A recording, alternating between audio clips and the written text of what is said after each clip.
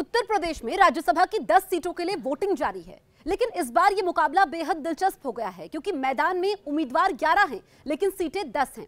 अगर हम बीजेपी की बात करें तो बीजेपी ने एक उम्मीदवार अतिरिक्त उतारा है, यानी कि बीजेपी ने 8 उम्मीदवार उतारे हैं और समाजवादी पार्टी जिसके 3 उम्मीदवार हैं। तो 7 की तो जीत पक्की है बीजेपी में और 2 की समाजवादी पार्टी में, लेकिन एक यानी कि 10वां जो उम्मीदवार होगा वो कौन होगा, इसमें क्रॉस वोटिंग की आशंका बनी हुई है। समाजवादी पार्टी के लिए टेंशन ज्यादा बढ़ गई है। अखिलेश यादव इस वक्त कह रहे हैं कि जीतेगा तो समाजवादी पार्टी का कैंडिडेट, लेकिन बीजेपी कुछ भी कर सकती है। वो बीजेपी पर हमला बोल रहे हैं। दूसरी तरफ बीजेपी कह रही है कि उन्हीं का उम्मीदवार जीतेगा, यानी कि उनके 8 सांसद राज्यसभा जाएंगे जबकि समाजवादी पार्टी के 2। अब इसमें अगर हम देखें तो कल अखिलेश यादव ने बैठक बुलाई थी विधायक दल की, जिसमें 8 नेता नहीं होते हैं, पार्टी से एब्सेंट रहते हैं, बैठक से एब्सेंट रहते हैं, तो इसलिए अखिलेश यादव की टेंशन बढ़ चुकी है। दूसरी तरफ अखिलेश यादव आज भी कह रहे हैं कि कुछ लोग निजी लाभ के लिए, निजी फायदे के लिए बीजेपी का दामन थाम सकते हैं। और समाजवादी पार्टी के अलग अलग नेताओं की प्रतिक्रिया सामने आई है। राजेंद्र चौधरी कह रहे हैं कि जिन्होंने सपा के चुनाव चिन्ह पर चुनाव जीता था, वो अगर ऐसा करते हैं तो पार्टी आगे एक्शन लेगी।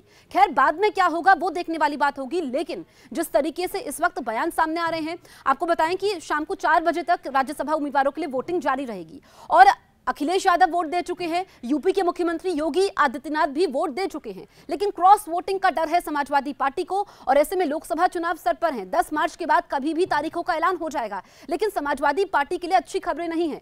एक तो राज्यसभा भेजने के लिए उसने उम्मीद की थी कि 3 उम्मीदवारों को वो राज्यसभा भेजेंगे, यानी कि 3 सांसद जाएंगे, लेकिन तीसरे पर अभी तलवार लटकी हुई है कि वो जीत पाएंगे या नहीं।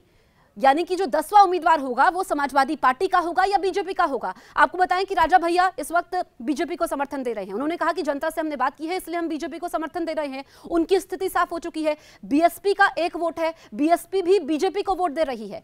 अब एक तरफ तो क्रॉस वोटिंग की आशंका है कि यानी कि जो दूसरे दल हैं वो तो साथ नहीं दे रहे हैं समाजवादी पार्टी का, लेकिन अपने भी दगा दे सकते हैं, अपने ही विधायक बीजेपी को वोट दे सकते हैं।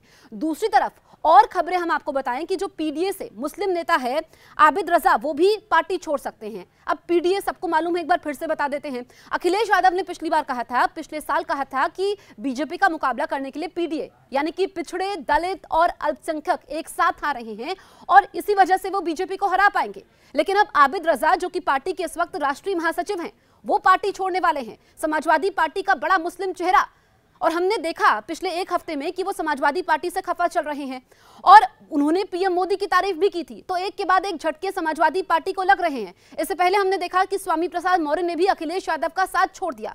उत्तर प्रदेश सबसे बड़ा सूबा, 80 लोकसभा सीटें, और एक एक करके जो समाजवादी पार्टी को झटके लग रहे हैं वो अच्छे संकेत नहीं दे रहे हैं। ऊपर से राज्यसभा में कितने उम्मीदवार समाजवादी पार्टी के यानी कि 3 उम्मीदवार उतारे हैं। क्या 2 सांसद राज्यसभा जाते हैं या 3 जाते हैं या फिर अपने ही दगा देते हैं, इसके लिए हमें थोड़ा इंतजार करना होगा।